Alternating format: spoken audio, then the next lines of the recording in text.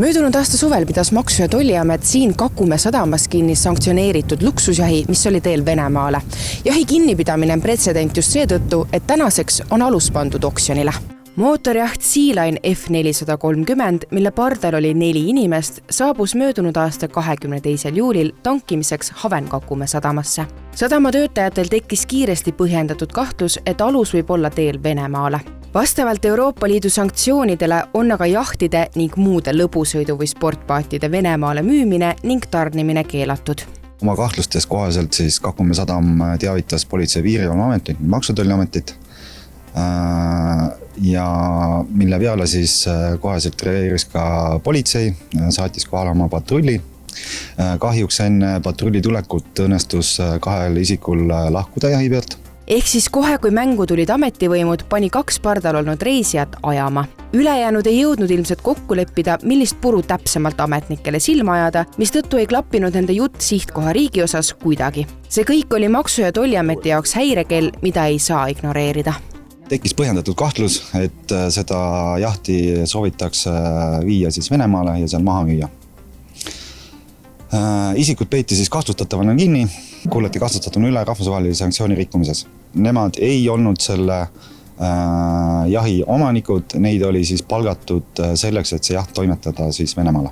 Kes Venemaal tegelikult seda luksuslikku alust ootab, on seega keeruline öelda, aga kindel on see, et tegemist peab olema rikka inimesega. Haven-Kakumäe angaaris on see hetkel üks uhkemaid aluseid. Tegu on ikkagi suure jahiga, kus siis peaks olema 11 magamiskohta. Siin on 3 tekki. Et tegu on nagu sükse ikkagi eksklusiivse jahiga.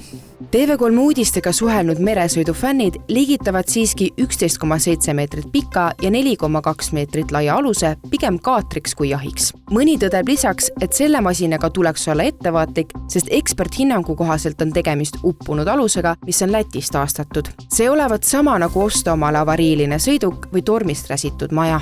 Tänaseks on see aga Maksu- ja Tolliameti poolt pandud avalikul oksjonile. Põhjus on lihtne. Selle hoiustamine on väga kulukas ning terve selle aja, kui toimub uurimine ja kohtuprotsess, on kulud Eesti riigi katta.